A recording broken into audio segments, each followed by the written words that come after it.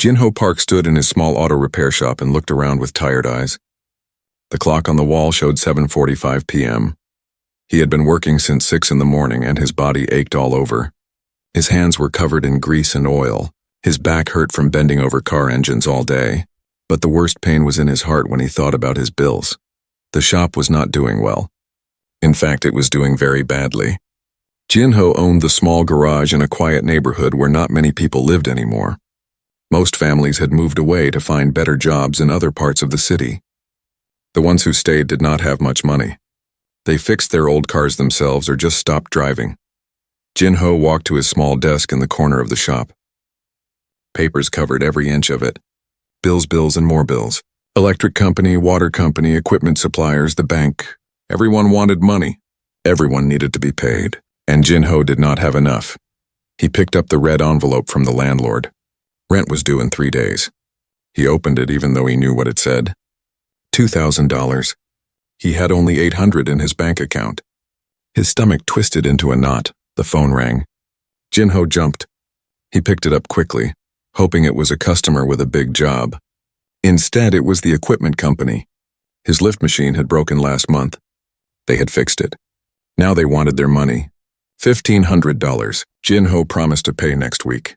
He did not know how he would do it, but he promised anyway. When he hung up, Jinho sat down heavily in his old chair. The spring squeaked. Everything in his shop was old and breaking. Just like his dreams. He thought about his wife, Minseo. She was 7 months pregnant with their second child. Their daughter, Sujin, was only 3 years old. Minseo worked part-time at a small restaurant, but she was so tired all the time now. The baby was coming soon. Babies needed things. Diapers, clothes, food, doctor visits. All of it cost money. Last night, Minseo had cried. She tried to hide it, but Jinho saw. The refrigerator was almost empty. Their daughter wanted new shoes because her old ones hurt her feet. They were too small now, but new shoes cost money they did not have. Jinho rubbed his face with his dirty hands. When had everything gone so wrong? 5 years ago, he had been so happy to open this shop. It was his dream. He loved fixing things. He loved the smell of oil and the sound of engines. He loved making broken things work again. He thought he would be successful. He thought he would make his family proud. Instead, he was failing. Every month got harder. Every day brought new problems. He had thought about closing the shop and finding a regular job at someone else's garage. But then he would lose everything he had worked for. And those jobs did not pay much either. Jinho stood up and started cleaning his tools. At least he could do that. He put his wrenches in order from smallest to biggest. He wiped down his workbench. He swept the floor. The radio in the corner played quiet music. It was an old song his father used to like. His father. Jinho wished he could talk to him now. His father had been a taxi driver. He worked hard every day of his life. He never complained. He always said that honest work was good work. That helping people was what mattered. Jinho tried to remember that. But it was hard when you could not feed your family. The sun had gone down outside. The street was dark except for one broken streetlight that flickered on and off. Jinho looked at the clock again. 8:15 p.m., time to go home. Minseo would have dinner waiting. Probably just rice and vegetables. Maybe some soup? They could not afford meat very often anymore. He turned off most of the lights in the shop. He was walking toward the door to lock it when he heard something outside. A voice. No, 2 voices. One was a man and he sounded upset. The other was quieter. A child, maybe. Jinho stopped. He should just lock the door and go home. Whatever was happening outside was not his problem. He had enough problems of his own. But something made him wait. Maybe it was his father's voice in his head, telling him to be kind. Maybe it was just curiosity. The door burst open suddenly. A man rushed in, pushing a wheelchair.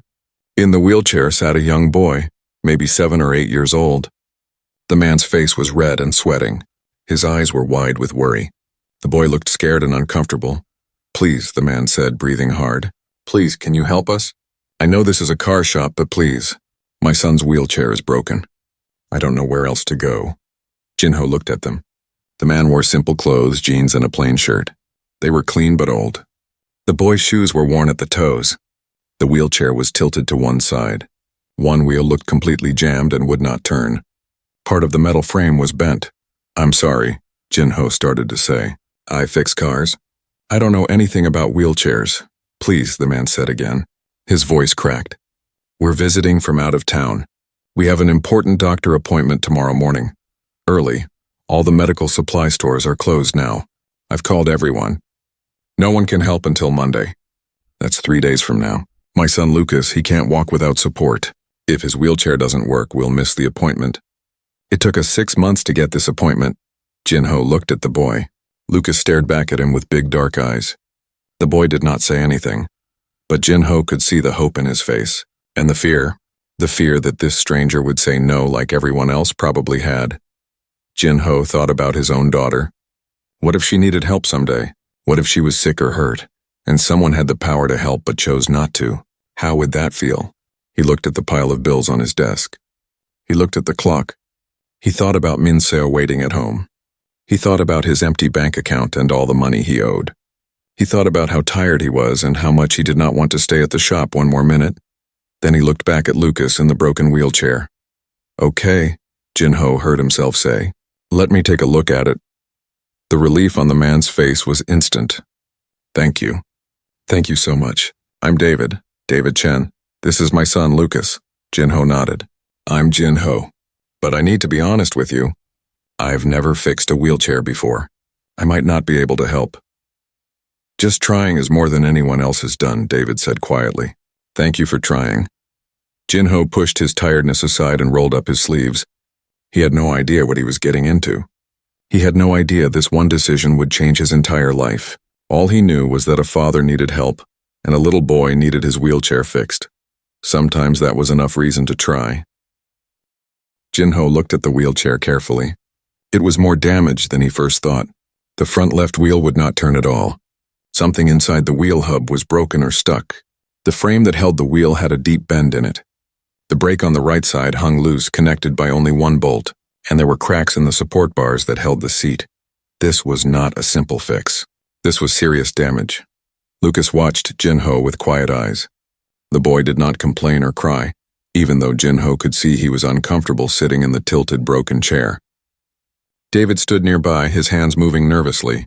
He kept looking at his phone, then at his son, then back at Jin-ho. How did this happen? Jin-ho asked as he knelt down to look closer at the wheel.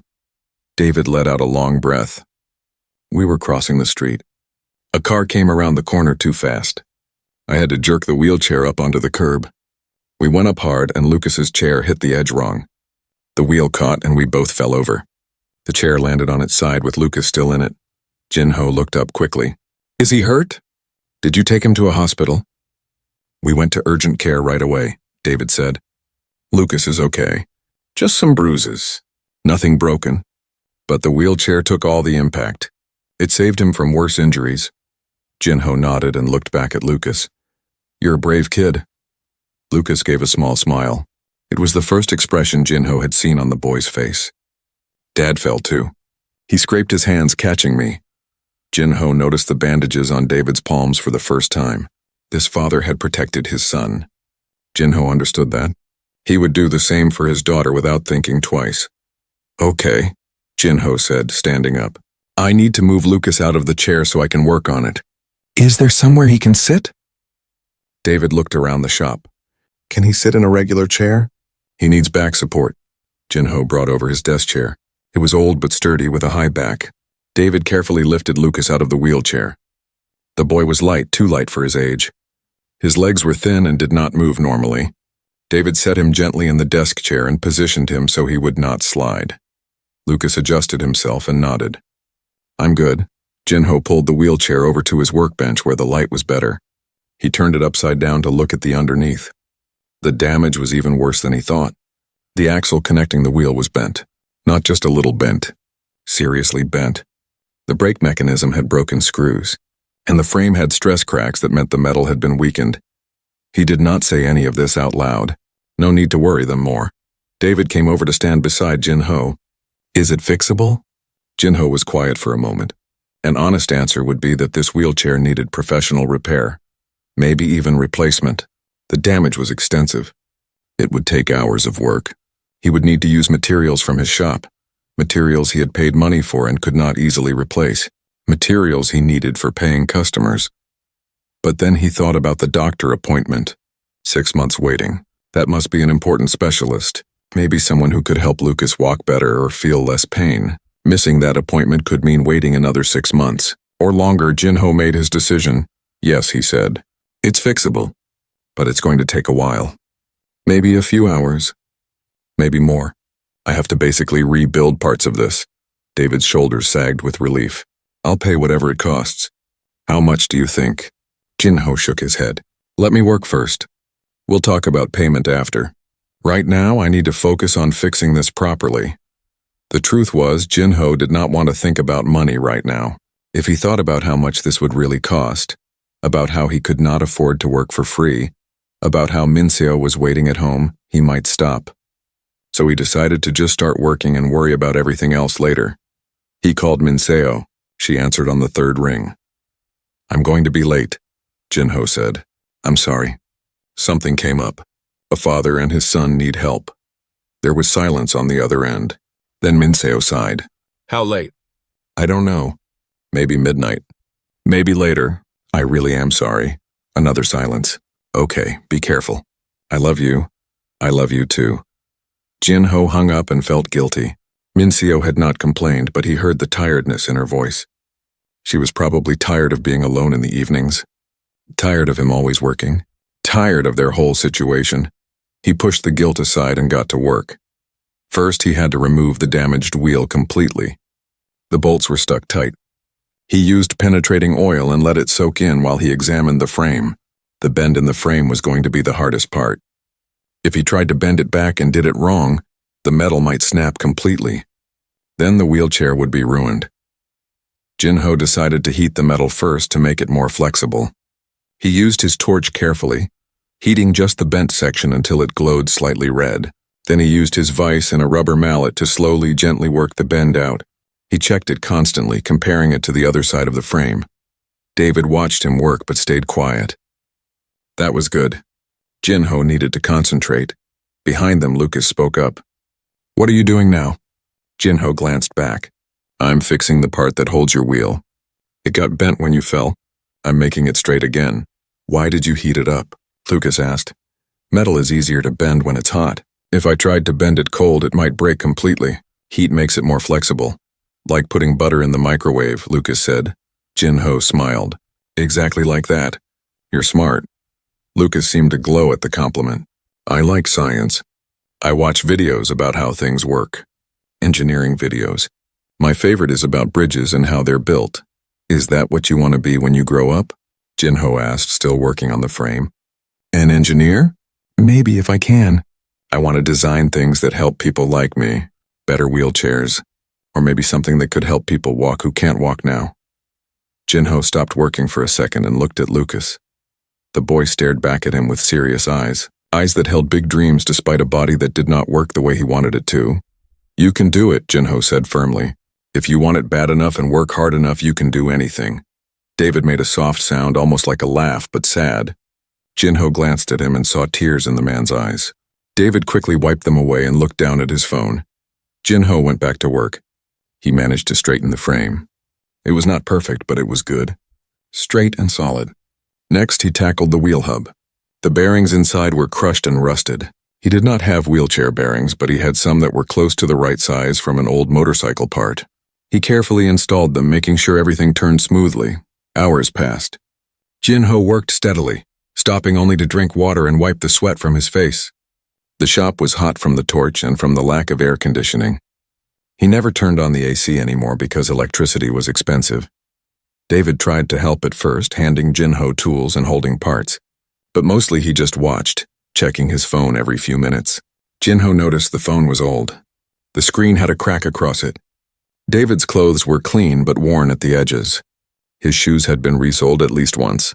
These people did not have a lot of money. Jinho could tell.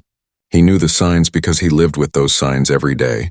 The way David kept checking his phone nervously, probably looking at his bank account. The way Lucas's clothes were neat but old. The wheelchair itself was an older model, well used. They were just regular people trying to get by. Just like Jinho. Around 10:30 p.m., Jinho fixed the brake mechanism. He had to fabricate new mounting brackets from scrap metal. It took time, but he made them solid and strong. He tested the brake over and over until it engaged perfectly every time. Lucas had fallen asleep in the desk chair, his head tilted to one side. David gently adjusted him so he would not hurt his neck. "He's had a long day," David said quietly. "We drove 4 hours to get here for tomorrow's appointment." Then the accident happened. He's exhausted but trying to be brave. Jinho nodded, thinking about his own daughter. She tried to be brave too when things were hard. Children were tougher than adults gave them credit for. "Almost done," Jinho said. "Just need to check everything one more time." But as he did his final check, Jinho found more problems. The seat cushion was worn down to nothing in spots. The straps that held Lucas in place were frayed and would break soon. The height adjustment was stuck and would not move. Several bolts throughout the chair were loose. Jinho looked at the clock. 11 p.m. He could stop now. The wheelchair would work. They could make their appointment. But it would not be safe for long. Those other problems would cause more breakdowns soon. Maybe in a few weeks. Maybe in a few days. He thought about Lucas's dream to be an engineer, to help people like himself. He thought about that 6-month wait for a doctor appointment. He thought about David's bandaged hands from catching his son when they fell. Jinho made another decision. "I'm going to fix everything," he said. "Make this wheelchair as good as I possibly can. It's going to be a while longer." David looked at him with surprise. "You don't have to do that. You've already done so much." "I want to do it right," Jinho said simply, and he went back to work. The clock showed midnight when Jinho finally allowed himself to step back and look at his work. His back ached terribly. His hands were cramped from gripping tools for hours. His eyes burned from focusing in the bright work light. But the wheelchair in front of him looked completely different from the broken one David had pushed through his door. Jinho had done more than just fix the immediate damage. He had gone through every part of the wheelchair systematically. He replaced all the worn bearings. He tightened every loose bolt and screw. He welded cracks in the frame to reinforce weak spots. He even added extra support bars in places where he thought the metal might fail under stress. The seat cushion had been nearly flat. Jinho did not have a proper replacement, but he had high-density foam he used for custom car seats. He cut it carefully to fit the wheelchair seat, making it thicker in the places where Lucas would need the most support. He covered it with durable vinyl material that was waterproof and easy to clean. The frayed safety straps worried Jinho the most. If those broke while Lucas was sitting in the wheelchair, the boy could fall and get seriously hurt. Jinho did not have proper wheelchair straps, but he had heavy-duty seatbelt material from an old car project. It was actually stronger than the original straps. He installed new buckles that clicked solidly and would not come loose accidentally. The height adjustment had been completely stuck. Jinho took the whole mechanism apart, cleaned out years of dirt and corrosion, and reassembled it with fresh grease. Now it moved smoothly through its full range. Lucas was growing, and the wheelchair needed to grow with him. He had even painted over the scratched and chipped areas with black enamel paint to protect the metal from rust. It was not perfect, but it looked much better than before. Jinho rolled the wheelchair back and forth on his shop floor, testing everything. The wheels rolled smoothly and quietly. The brakes engaged firmly with just a light touch. The frame was solid with no wobbles or weird sounds. The seat was comfortable and supportive. It was good work. Maybe the best repair job Jinho had ever done. Behind him, David had fallen asleep in a folding chair Jinho kept for customers. His head rested against the wall at an awkward angle. His mouth hung open slightly as he snored softly. The man must have been exhausted. Lucas was still asleep in the desk chair, too. Jinho walked over quietly and looked at the boy. Even in sleep, Lucas's legs twisted at odd angles. His body did not relax the way a healthy child's would. This boy lived with pain and difficulty every single day. Yet he dreamed of helping others like himself. That took a special kind of strength. Jinho thought about his own problems. Money stress, bill collectors, an old shop. But at least his body worked. He could walk, run, pick up his daughter and swing her around. He could hug his pregnant wife. Lucas could not do any of those simple things. Suddenly, Jinho's problems felt smaller. Still real, still difficult, but smaller somehow. He gently touched David's shoulder. "Hey, wake up." "I'm finished." David jerked awake, confused for a moment about where he was. Then he saw Jinho and stood up quickly. "Oh my God, I fell asleep. I'm so sorry. What time is it?" Just after midnight. It's okay. You needed the rest. Jinho pointed to the wheelchair. It's done.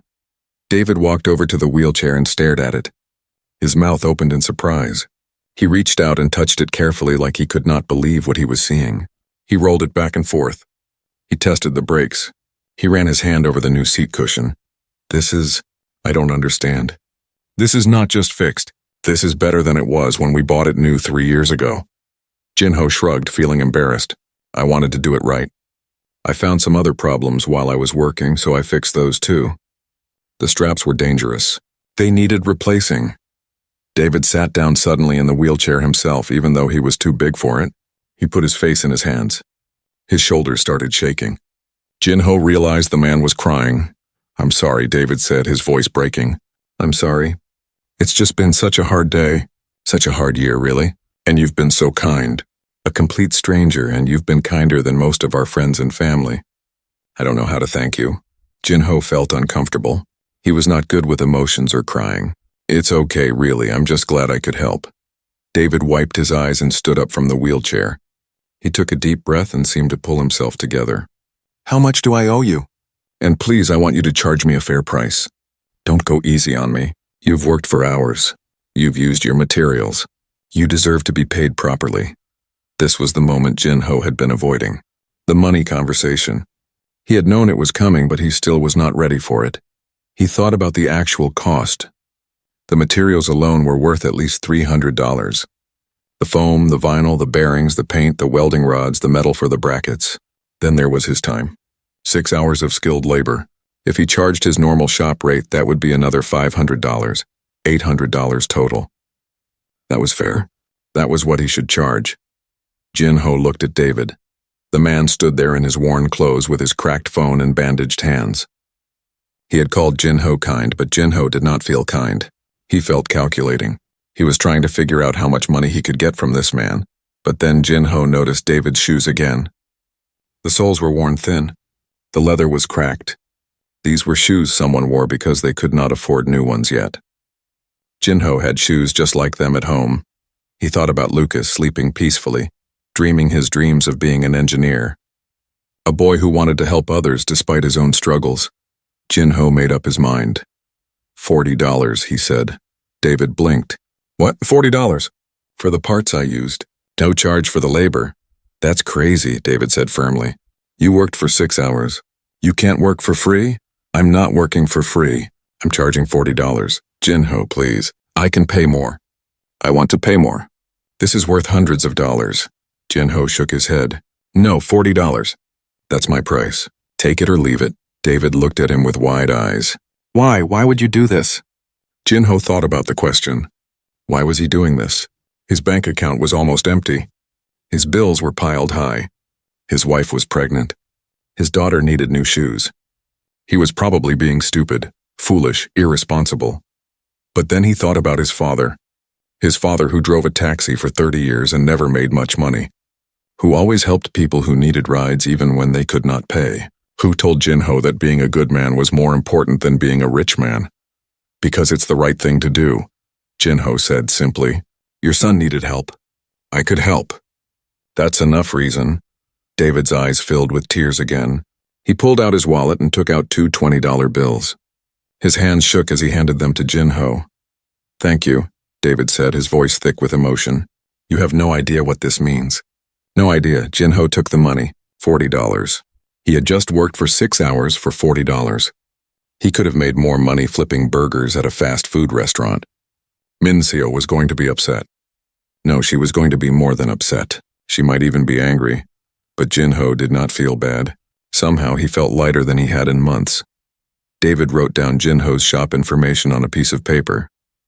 I'm going to tell everyone I know about you, he said. I'm going to send you customers.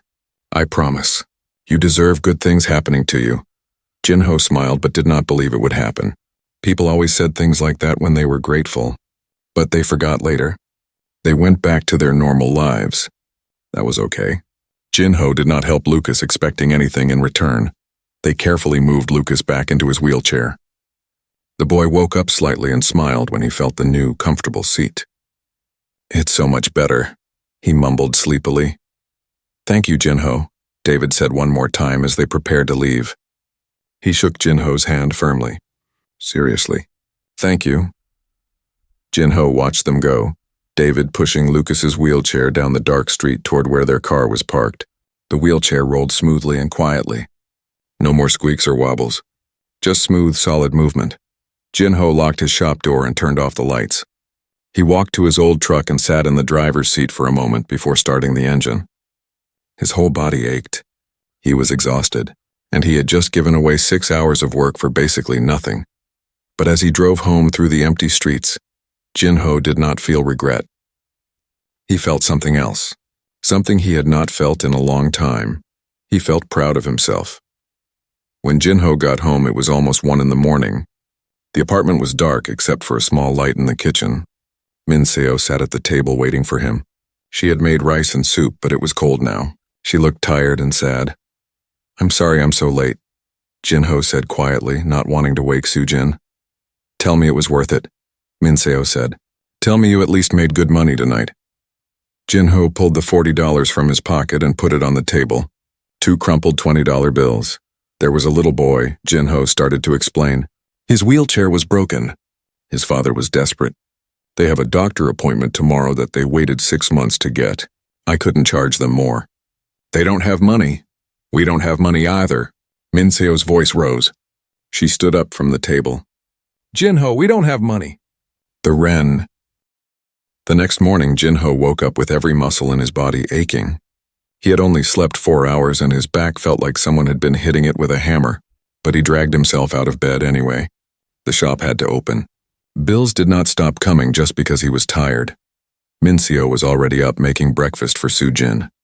Their daughter sat at the small table, swinging her legs and eating rice with eggs. When she saw Jinho, her face lit up. "Daddy! You came home so late. Mommy said you were helping someone." Jinho kissed the top of her head. "Yes, baby. I was helping a little boy. Was he sick? He has trouble walking. His wheelchair was broken, so I fixed it for him." Sujin thought about this seriously. "That was nice, Daddy. You're a good helper."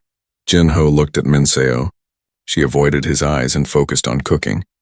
They had not talked more after their conversation last night. They had just gone to bed, both too tired and worried to say anything else. Jinho ate quickly and left for the shop. The drive felt longer than usual.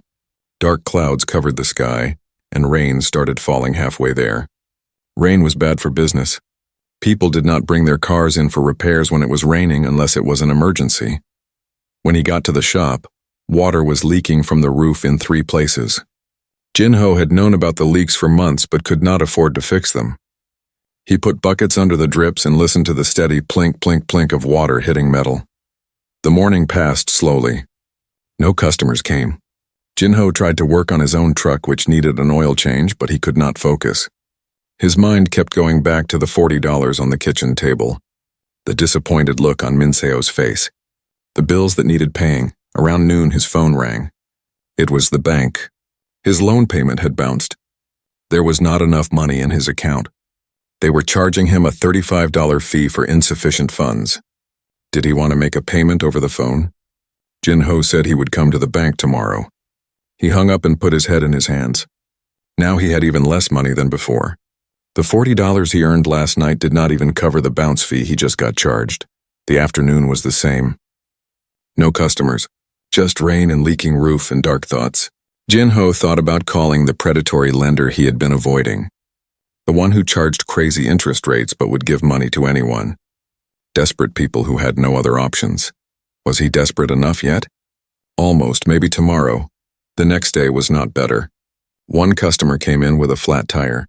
Easy job, took 20 minutes. Jinho charged $25. That was something at least. But it was not enough. It was nowhere near enough. By the 3rd day, Jinho was seriously considering closing the shop. Maybe he could get a job at one of the big chain auto shops across town. They paid about $15 an hour. Not much, but steady. Predictable. Safe.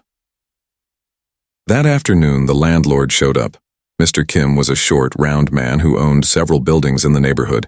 He was not mean exactly, but he was all about business. No exceptions. No special treatment. "Jinho," Mr. Kim said, standing in the doorway. Rent was due yesterday. I know, Mr. Kim, I'm sorry. I'm a little short this month. Can I have until Friday? Mr. Kim shook his head. I've given you extensions 3 times this year already. I can't keep doing this. I have expenses too. Taxes, maintenance, insurance. I need reliable tenants. Just a few more days, please. You said that last month. And the month before. Mr. Kim looked around the empty shop. Jin-ho, I like you. You're a good guy. But this isn't working. I think you need to consider whether this shop is still viable. Maybe it's time to cut your losses. Give up. Quit. That was what Mr. Kim was really saying. I'll have the money Friday, Jin-ho said firmly, even though he had no idea how he would get it. Mr. Kim sighed. Friday, but that's it. If you can't pay Friday, I'll have to start eviction proceedings. I'm sorry, but I have to protect my business too. After Mr. Kim left, Jin-ho sat in his shop and felt more alone than he ever had in his life. The rain had stopped, but water still dripped from the ceiling into the buckets. Plink, plink, plink, like a countdown to failure. He thought about calling his brother to borrow money. But his brother had his own family and problems. He thought about selling his truck, but he needed it to get to work. He thought about asking Min-seo's parents, but they had already helped once last year, and had made it clear they could not help again.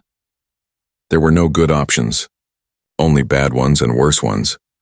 That night at dinner, Soo-jin asked if she could take dance classes like her friend from daycare. Min-seo and Jin-ho looked at each other across the table. Dance classes cost money they absolutely did not have. Maybe next year. Sweetheart, Min-seo said gently. You said that last year? Soo-jin said, not complaining, just stating a fact. Jin-ho felt like someone was squeezing his heart. He could not even give his daughter dance classes. What kind of father was he? The next 2 days were the same. A few small jobs, barely enough to buy food. The pile of bills got higher. The threats got more serious. Jin-ho stopped answering his phone because it was always someone demanding money he did not have. On the 5th day after fixing Lucas's wheelchair, Jin-ho made a decision. He would call the predatory lender. He would take out a loan at 20% interest. It was a terrible decision that would trap him in debt for years. But what choice did he have? At least it would keep the shop open a little longer. At least he could pay rent. He had the lender's number written on a piece of paper in his desk drawer. He took it out and stared at it. His hand shook as he reached for the phone. Before he could dial, someone knocked on the shop door. Jin-ho looked up surprised. It was late, almost closing time. The sun was setting and the street was empty. A man stood outside.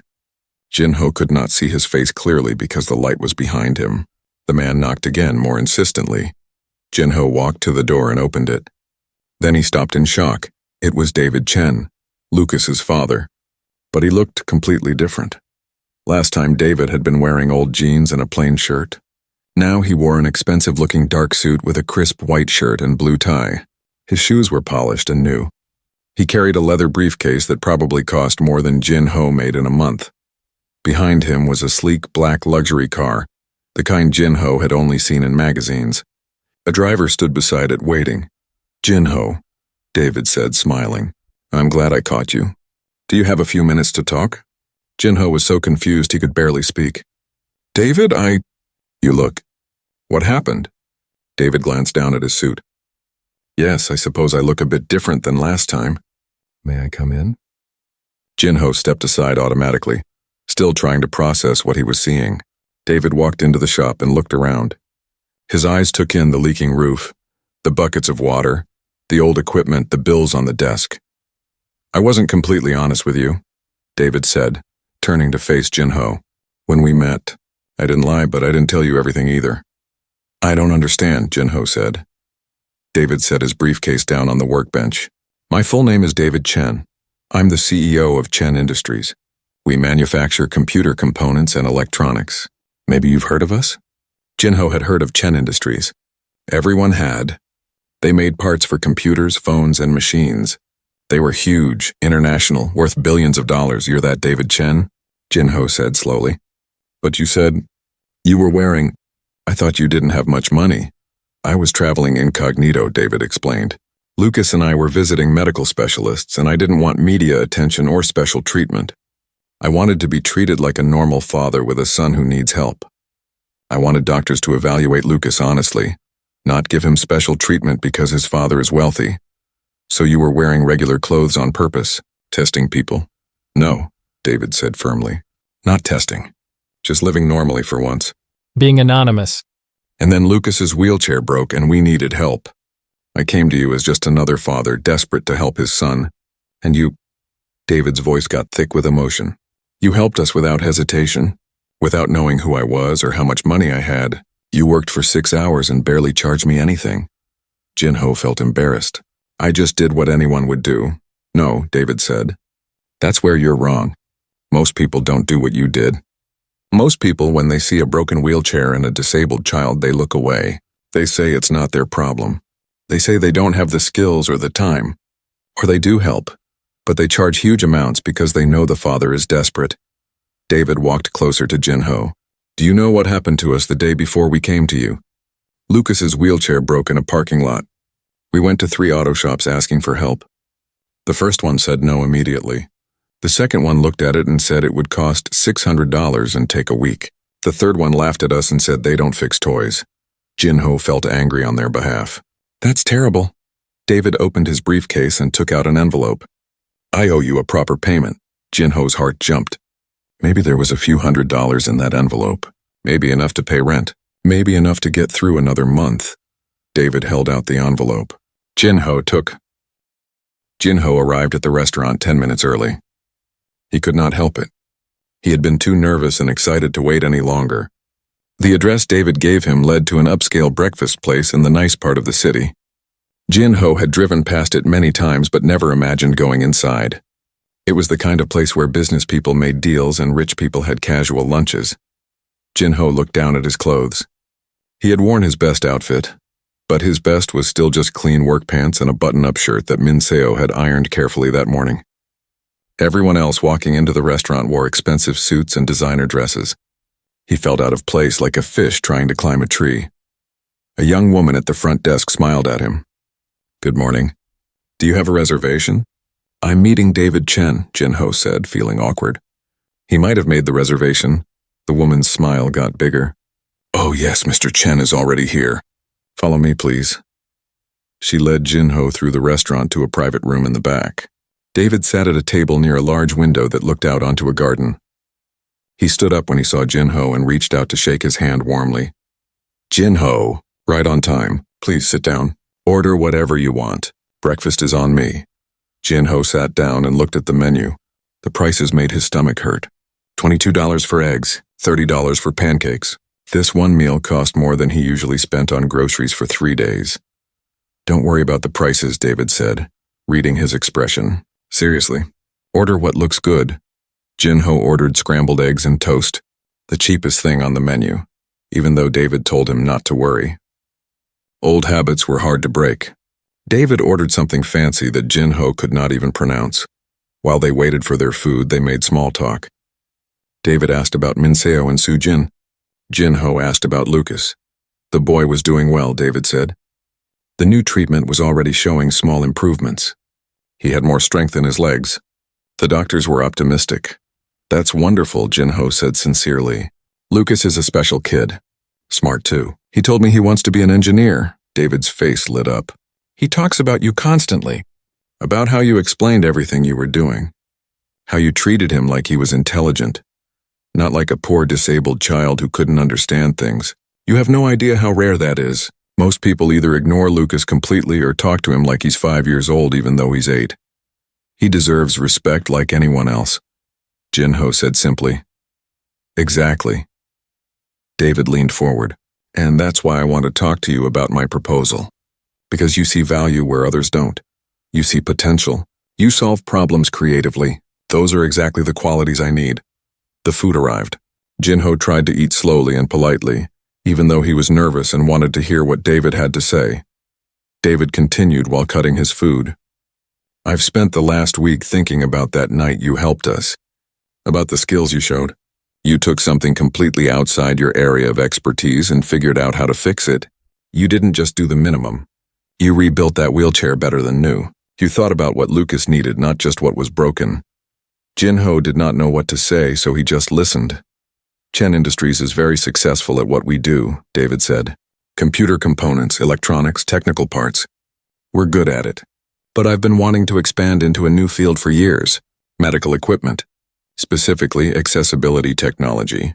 Wheelchairs, walkers, prosthetics, adaptive devices. Equipment that helps people with disabilities live better lives. That sounds like a good idea, Jinho said. There's definitely a need for it. There's a huge need, David agreed. But here's the problem. I'm a tech guy. My engineers are computer experts. We can make things that are technologically advanced, but we don't really understand the mechanical side, the everyday practical side, how real people use these devices, what breaks, what frustrates users, what they actually need versus what engineers think they need. David pushed his plate aside and looked directly at Jinho. That's where you come in. I want to start a new division of Chen Industries focused on affordable, high-quality accessibility equipment, and I want you to be part of it. Jinho's heart started beating faster. Me? But I don't know anything about medical equipment. I'm just a car mechanic. You're not just anything, David said firmly. You're a problem solver, a creative thinker, someone who cares about doing things right. I can teach you about medical equipment. I can provide training, education, connections to experts in the field. What I can't teach is integrity and compassion and the drive to help people. You already have those things. Jinho's mind was racing. What exactly would I do? I'm offering you two options, David said. Option 1, come work directly for Chen Industries.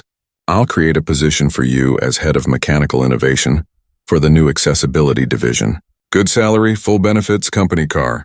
You'd work at our main facility, leading a team of engineers and designers, help us develop new products, test prototypes, provide real-world practical input. It sounded amazing, like a dream job. But something in Jinho's chest tightened at the thought of leaving his shop. His father's dream. His own dream, even if it was failing. David must have seen the conflict on his face because he smiled. Or option 2, keep your shop. But let me invest in it. Transform it into something new. Park Accessibility Solutions, a specialized repair center for wheelchairs, mobility devices, adaptive equipment, prosthetics, anything that helps people with disabilities. Jinho sat up straighter. A repair center? Exactly. Think about it. When a wheelchair breaks, where do people go? Most auto shops won't touch them. Medical supply companies often don't do repairs, they just want to sell new equipment. Regular repair shops don't have the knowledge. There's a huge gap in the market. David pulled out a folder from his briefcase and opened it on the table. It was full of papers, documents, business plans. I've already done some research this week, David said. I had my business team look into the feasibility. Jinho, there are over 3 million wheelchair users in this country. Millions more use walkers, canes, prosthetics, and other adaptive devices. All of that equipment breaks. All of it needs maintenance, and there are very few places that will fix it properly and affordably. Jinho looked at the papers but could barely process what he was seeing. Charts, numbers, projections. It all looked professional and real and overwhelming. I'm proposing a $500,000 investment in your shop, David continued. We'll renovate the building, fix that leaking roof, install new equipment specifically for working on medical devices, set you up with suppliers, provide training. And here's the key part. I'll arrange contracts with hospitals, rehabilitation centers, and medical supply companies in the region. They'll send you their repair work, guaranteed steady income. $500,000. Jinho could not even imagine that much money. Yesterday morning, he had been considering a predatory loan for a few thousand. Now David was talking about $500,000. In exchange, David said, Chen Industries gets a 20% stake in the business. We're partners. You maintain control and ownership. It stays your shop. But we support you, guide you, and send you work. And when our new accessibility equipment division launches in a few years, you'll be our first repair partner. You'll get training on all our products. You'll be certified to fix them. You'll get a cut of the service contracts. Jinho's head was spinning. I don't know what to say. This is all so much, so fast. I know it's a lot to take in, David said kindly, and I don't expect you to decide right now. Take a few days. Talk to your wife. Think about what you really want. The corporate job or the independent business. Both options are real. Both are on the table. Why are you doing this? Jinho asked. The check you gave me yesterday was already so generous. You don't owe me anything else. David was quiet for a moment. He looked out the window at the garden. When he spoke, his voice was soft. When Lucas was born, the doctors told us he would never walk, never live independently. They said we should prepare ourselves for very limited possibilities, but we didn't accept that. We searched for the best doctors, the best therapists, the best equipment. And you know what we learned? The best equipment is crazy expensive. A good wheelchair can cost $15,000. A custom one can be $30,000 or more. Prosthetics can be $60,000. Most insurance doesn't cover it all. David turned back to Jin-Ho. We're lucky. We have money. We can afford whatever Lucas needs. But what about all the other families? The ones who can't afford the best equipment? The ones whose wheelchairs break and they can't afford to fix them? So they just struggle with broken equipment? Or they go without? I've been wanting to do something about this for years, David said. But I didn't know how. I didn't understand the real problems. Then I met you. You showed me what was possible. You took a piece of broken equipment and made it better than new. You charged basically nothing because you cared about helping a child. You're exactly the kind of person this project needs, but I'm nobody, Jin-Ho protested. I'm just a struggling mechanic from a poor neighborhood. I don't have business. 3 months passed like a whirlwind. Jin-Ho could barely believe how much his life had changed in such a short time. The first thing that happened was the $100,000 check cleared. Jin-Ho and Min-seo sat together at the bank while the teller processed it, both of them half expecting someone to run out and say it was a mistake. But it was real. The money was real. Their account suddenly had more zeros than Jin-Ho had ever seen. They paid every bill that same day. The rent, the equipment company, the bank loan, the utility companies. Jin-Ho walked around with the paid receipts in his pocket for a week, taking them out occasionally just to look at them and make sure they were real. Min-seo cried when they went grocery shopping and she could buy whatever they needed without checking prices. She bought fresh fruit, good meat, vegetables Soo-jin liked. She bought new shoes for their daughter. She even bought Jin-Ho new work boots to replace the ones with holes in the soles. We should be careful, Jin-Ho warned, even though he was smiling. We need to save most of this money. We don't know what expenses are coming. But Min-seo just hugged him in the middle of the store. Let me enjoy this moment. We've been scared for so long. Let me just feel safe for one day. So they enjoyed it. That weekend, they took Soo-jin to an amusement park. Their daughter rode on carousels and ate cotton candy and laughed so hard she got hiccups. Jin-Ho could not remember the last time his family had been so happy and relaxed. But the real work was just beginning. David's lawyers came with thick stacks of paperwork. Jin-Ho and Min-seo read every page carefully, even though most of it was confusing legal language. David had recommended they get their own lawyer too and paid for it. The lawyer explained everything in simple terms. It was fair. More than fair. David was investing $500,000 for only a 20% stake. Most investors would want much more. Jin-Ho would maintain 80% ownership and complete operational control. He could make all the decisions about how to run the business. David would provide support, training, and contracts, but would not interfere with the day-to-day operations. Jin-Ho signed the papers with shaking hands. He was now a business owner with a real partner. Someone who believed in him. It felt surreal. Then the renovations began. A construction crew showed up at Jin-Ho's shop with blueprints and equipment. The first thing they did was fix the roof. No more leaks, no more buckets catching water. Jin-Ho almost cried the first time it rained and nothing dripped from the ceiling. They replaced the old concrete floor with new smooth concrete that was easier to clean. They installed bright LED lights that made everything visible. They painted the walls fresh white. They fixed the old broken windows and installed new ones that actually opened and closed properly. The transformation was stunning. Jin-Ho's dingy, run-down garage started looking like a real professional workshop. But the biggest changes were the new equipment. David had brought in specialists who worked with medical equipment to help plan what Jin-Ho would need. They installed specialized lifts designed for wheelchairs and mobility devices. They set up a clean room area for working on electronic components that controlled powered wheelchairs. They brought in diagnostic equipment, precision tools, welding equipment specifically for the types of metals used in medical devices. Jin-Ho felt like a kid in a toy store. He walked around touching everything, learning how each piece worked. Some of it was intimidating.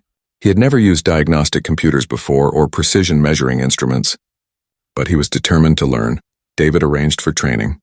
Jinho spent 2 weeks at a facility that specialized in wheelchair repair and maintenance. He learned about different types of wheelchairs, how they were constructed, what commonly broke, how to fix them properly and safely. He learned about prosthetics and how to make adjustments. He learned about walkers, canes, and adaptive equipment. It was hard. His brain hurt from trying to absorb so much information, but it was also exciting. Jinho realized there was a whole world of knowledge he had never known existed, and all of it was about helping people live better lives despite their disabilities. He met other repair technicians during his training. Many of them worked for medical supply companies or hospitals. They were shocked when Jinho told them about David's investment and the new business plan. A dedicated accessibility repair shop, one older technician said, shaking his head in admiration. That's brilliant. We need more places like that. I work for a hospital and we're always backed up with repairs. We have to send people away sometimes because we can't keep up. What do they do when you send them away? Jinho asked. The technician looked sad. Some of them just stop using their equipment. They make do without it, or they struggle with broken devices because they can't afford new ones. It's heartbreaking. That conversation stayed with Jinho. It reminded him why he was doing this. Not for money or success, but because people genuinely needed this service. While Jinho was training, David's business team worked on marketing. They created a website for park accessibility solutions. They made brochures. They reached out to hospitals, rehabilitation centers, nursing homes, and medical supply companies in the area. The response was overwhelming. Everyone needed repair services. Everyone had a backlog of broken equipment. The contracts started coming in before the shop was even finished. Jinho hired his first employee, a young man named Tae-yang, who had just graduated from a technical college. Tae-yang was quiet and serious, but he was good with his hands and eager to learn. He had a cousin who used a wheelchair, so the work meant something personal to him. I always wanted to do something that helps people like my cousin, Tae-yang said during his interview. This seems like the perfect opportunity. Jinho knew exactly how he felt. 2.5 months after signing the partnership agreement, Park Accessibility Solutions officially opened for business. They had a small celebration. David came with Lucas, who was walking better now with the help of leg braces and his wheelchair. The boy's smile was enormous when he saw the shop. You did all this because you helped me? Lucas asked, looking around in wonder. Your dad did all this, Jinho corrected. I just agreed to try it. No, David said firmly. You inspired it. Your kindness and skill that night set all of this in motion. Never forget that. Minseo was there with Sujin and her new baby sister. Yes, new sister. Minseo had given birth 2 weeks earlier to a healthy baby girl they named Hope. Jinho thought the name was perfect, because Hope was exactly what he had when he thought he had none left. The local newspaper sent a reporter to cover the opening. They took pictures of Jinho in his new shop, surrounded by specialized equipment, holding baby Hope. The article talked about the struggling mechanic who helped a stranger and ended up changing his life. Do you feel lucky? The reporter asked. Jinho thought about the question. Lucky isn't the right word. I feel grateful. And I feel like I'm doing what I'm supposed to be doing. Like this is where I belong. Business started immediately. The first week they had 15 repairs scheduled. Wheelchairs mostly, but also a walker, 2 sets of leg braces, and a prosthetic arm that needed adjustment. Jinho worked long hours again, but it felt different than before. Before he worked long hours just to barely survive. Now he worked long hours because people needed him and he could actually help them. Each repair meant something. Each device he fixed meant someone could move around easier, live more independently, feel more comfortable. He thought about that every time he picked up a tool. One of his first customers was an elderly woman named Mrs. Lopez. Her wheelchair had a broken footrest that made it impossible to use. She had been stuck in her apartment for 3 weeks waiting for someone to fix it. The medical supply company that sold her the wheelchair said it would take 6 weeks to get a repair. Appointment. Jinho fixed it in 2 hours. Mrs. Lopez cried when she tested the wheelchair and everything worked perfectly. I can go outside again. I can visit my friend in the next building. You have no idea what this means to me. But Jinho did know. He understood completely, and that made every hour of work worth it. David visited the shop often, always bringing Lucas. The boy loved watching Jinho work. He asked constant questions about how everything functioned. Jinho enjoyed explaining things to him.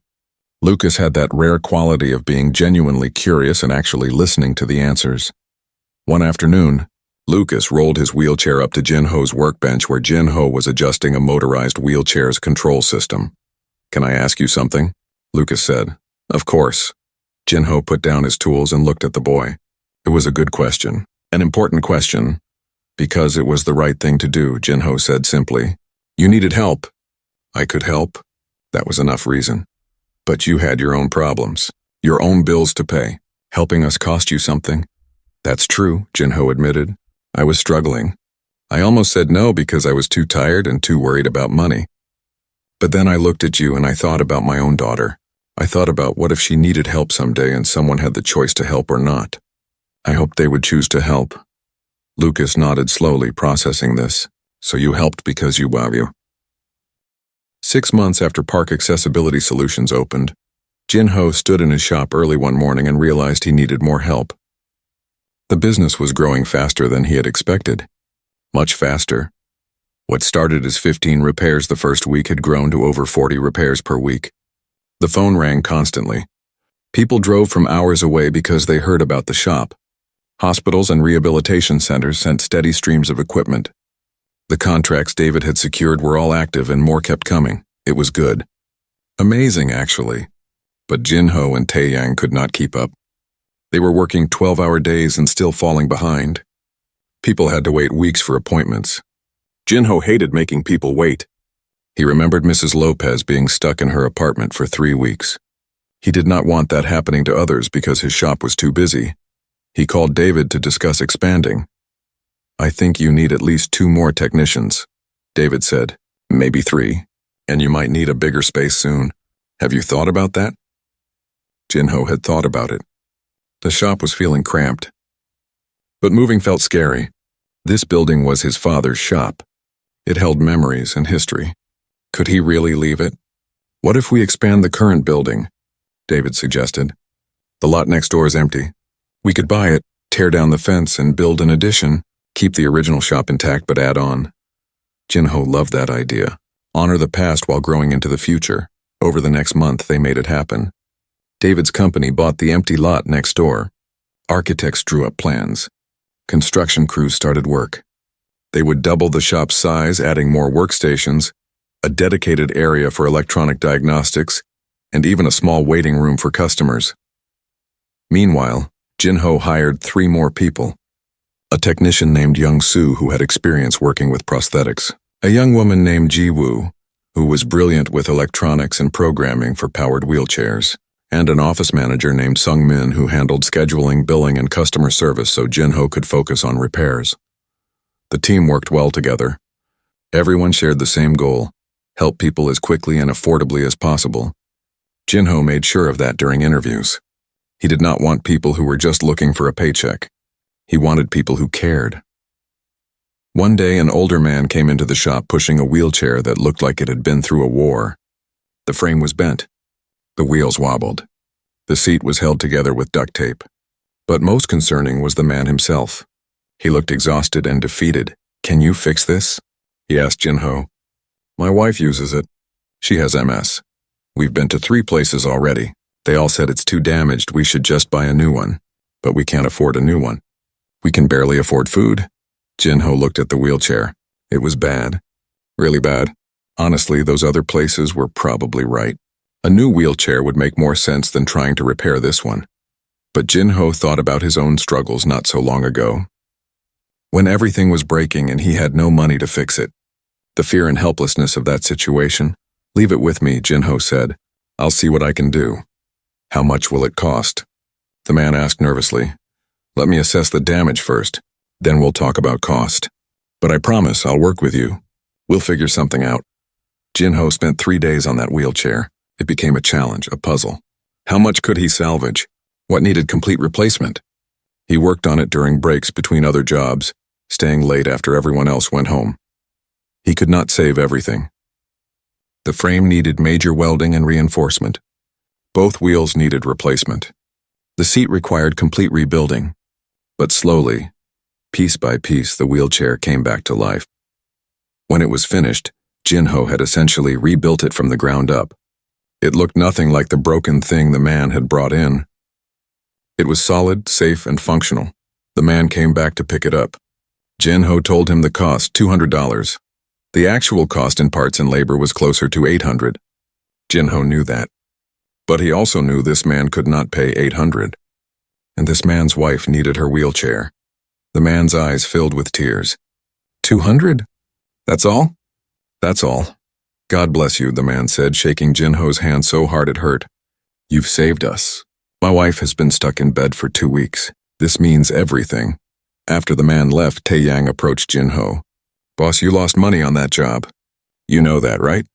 I know. We're a business. We can't survive if we lose money on jobs. Jin-ho smiled at his young employee. We make enough profit on other jobs to cover occasional losses. Sometimes being a business means more than just profit. Sometimes it means helping people who desperately need it. Tae-yang thought about this. Is that why you helped Lucas that night? Before any of this started? Yes, and look what happened because of it. If I had been focused only on profit that night, none of this would exist. Not this shop, not these jobs, not the people we help every day. So sometimes losing money is actually an investment? Tae-yang said slowly. Exactly. An investment in being the kind of business that actually deserves to succeed. Word spread about park accessibility solutions. People talked. They told their friends, their doctors, their support groups. Jin-ho's shop became known as the place that would help anyone, regardless of their ability to pay full price. Some business consultants might have said Jin-ho was being foolish, that he should charge full price always, maximize profits. That was how businesses succeeded. But Jin-ho's business was succeeding precisely because he did not do that. People trusted him. They knew he would treat them fairly. They knew he cared about helping them, not just taking their money. The customers who could afford to pay full price did so gladly. They paid without complaining because they appreciated the quality of work and the integrity of the service. And there were enough of those customers to cover the times when Jin-ho charged less for people struggling financially. David noticed this approach during one of his visits. You're running this differently than most businesses, he observed. Is that bad? Jin-ho asked, worried. No, David said firmly. It's brilliant. You're building customer loyalty that money can't buy. You're creating a reputation that will sustain this business for decades. People will drive hours out of their way to come here because they trust you. That's invaluable. I'm just doing what feels right, Jin-ho said. That's exactly what makes it work. You're not following some business school formula. You're following your instincts and values, and those instincts are solid. Around this time, David asked Jin-ho to attend a presentation about Chen Industries' new accessibility division. It had taken a year, but the division was finally launching. They had developed a new line of wheelchairs designed to be affordable, durable, and easy to repair. The presentation was at Chen Industries' headquarters. Jin-ho had never been there before. The building was enormous, glass and steel reaching into the sky. His old truck looked ridiculous in the parking lot full of luxury cars. Inside was even more intimidating. Everything was sleek and modern. People in expensive suits walked quickly, talking on phones, carrying tablets. Jin-ho felt completely out of place in his work clothes, but David greeted him warmly and led him to a conference room where about 30 people waited. Engineers, designers, business managers, marketing people, all of them working on this new accessibility division. David stood at the front of the room with Jin-ho beside him. Everyone, this is Jin-ho Park. He's the reason this division exists. Let me tell you a story. David told them about that night his wheelchair broke, about finding Jin-ho's shop, about how Jin-ho worked for 6 hours and barely charged anything, about the quality of the repair and the kindness of the service. Jin-ho showed me what this industry needs, David said. Not just better products, but better values. He showed me that accessibility equipment is about people, not just engineering specifications. It's about dignity, independence, and quality of life. David then revealed something Jin-ho did not know. Jin-ho's shop has become our test facility. Every product we're launching has been vetted by Jin-ho and his team. They've told us what works, what doesn't, what needs improvement. They've thought about repairability, durability, and real-world use. This product line is better because of Jin-ho's input. Jin-ho felt his face get hot. All these important people were staring at him. He was just a mechanic. He did not deserve this credit. But then they started asking him questions. Real questions about the products. What did he think about certain design choices? Were the parts easy to source? How could they make the wheelchairs more durable? What did customers actually want versus what engineers thought they wanted? Jinho answered honestly. He talked about things he had seen break repeatedly. He suggested design changes that would make repairs easier. He explained what his customers had told him about their needs and frustrations. By the end of the meeting, Jinho felt different. Not like an imposter or an outsider. He felt like he belonged there, like his knowledge and experience had value. After the meeting, David pulled him aside. See, you're not just a mechanic.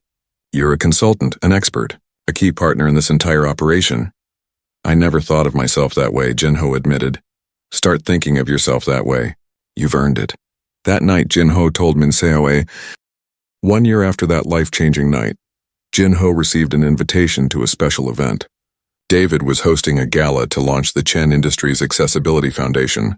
It was a new nonprofit organization dedicated to providing free mobility equipment to families who could not afford it.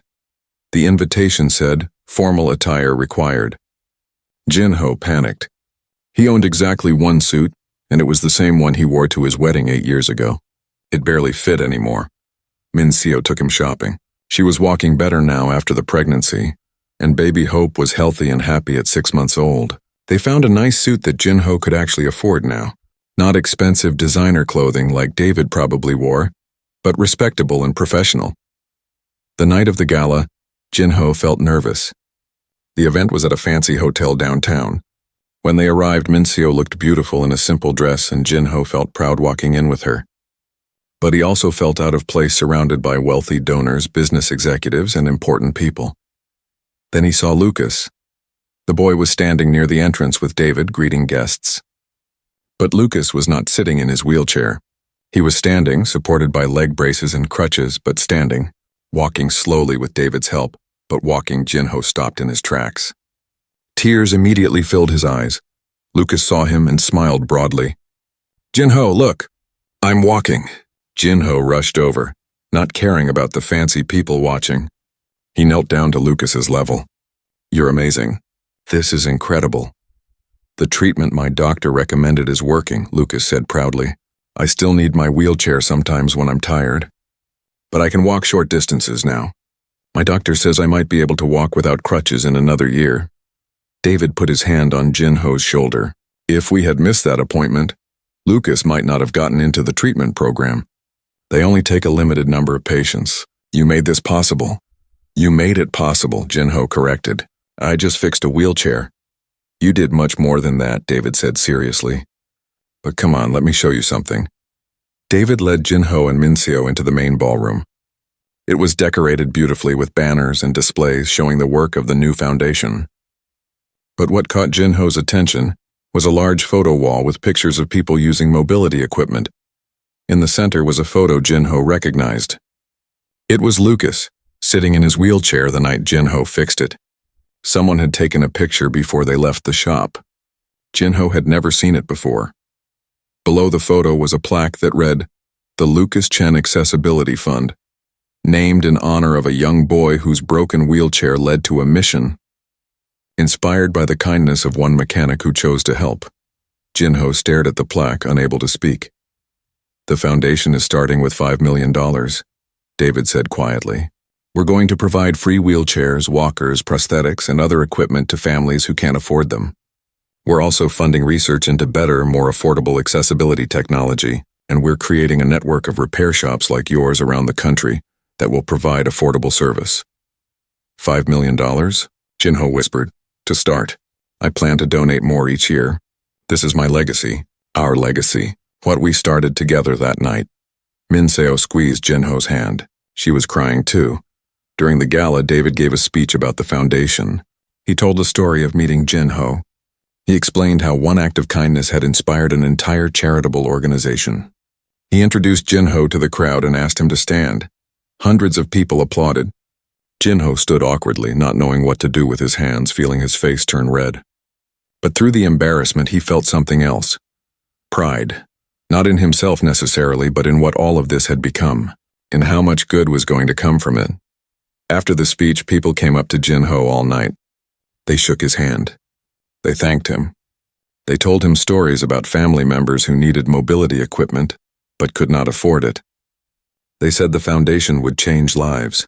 One woman approached with tears streaming down her face. My son has cerebral palsy.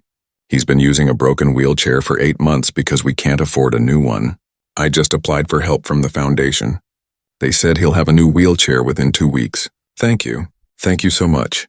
Jinho did not know what to say except you're welcome. But inside, his heart felt so full it might burst. Later in the evening, Jinho found himself standing alone on a balcony, taking a break from the crowd.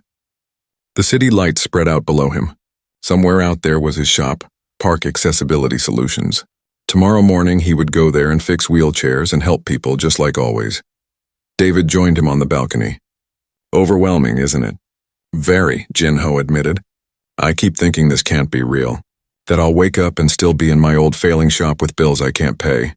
It's real, and you deserve it. You earned it through your character and your choices. They stood in comfortable silence for a moment, watching the city. Can I tell you something? Jinho said. That night you came to my shop, I almost didn't help you. I was so tired, so worried about money, so defeated. I was standing there with my hand on the door, about to lock it and go home. I actually started to turn you away. What made you change your mind? David asked. I looked at Lucas's face, and I thought about my daughter. I thought about my father and what he taught me about being a good man. And I realized that if I turned you away, I would regret it forever, not because of what I might get from helping, but because I would know I had failed to be the person I wanted to be. David nodded slowly. That night changed both our lives. You helped my son, and in a strange way, you helped me too. I had gotten so caught up in business success and making money that I had forgotten what really mattered. You reminded me. You showed me that success without compassion is meaningless. I think we helped each other, Jinho said. Yes, I think we did.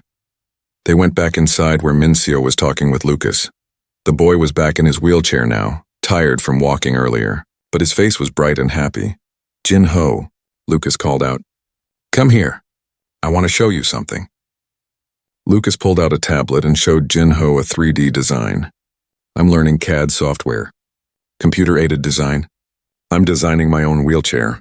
One that's cooler and works better than any wheelchair that exists. Want to see? Jinho sat down next to Lucas and looked at the design. It was actually quite clever. The boy had thought about things that adult engineers might miss.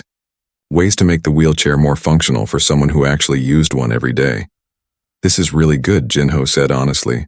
Have you shown this to your dad's engineers? Not yet. I wanted to finish it first. Do you think they'd listen to me? I think they'd be crazy not to. You understand wheelchairs better than anyone because you live with one. That makes you an expert, Lucas beamed. That's what my dad says too. He says someday I'm going to design equipment that helps millions of people. I believe that, Jinho said. I really do.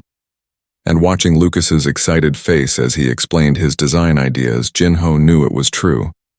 This boy would grow up to do amazing things. And Jinho had played a small part in making that possible. The gala ended late. Jinho and Minseo drove home through the quiet city streets. Their babysitter had put Sujin and Hope to bed hours ago.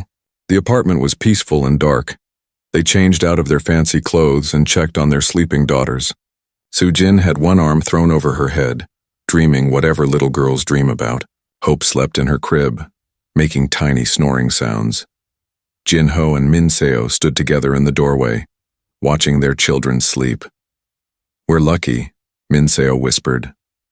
Yes, Jinho agreed. So lucky. But luck was not quite the right word. Jinho had made choices, hard choices. He had chosen kindness over convenience, compassion over profit, integrity over self-interest. Those choices had consequences. Good consequences, life-changing consequences. The next morning, Jinho woke up early as always. He drove to his shop and unlocked the doors. The sun was just coming up, painting the sky orange and pink. It was going to be a beautiful day.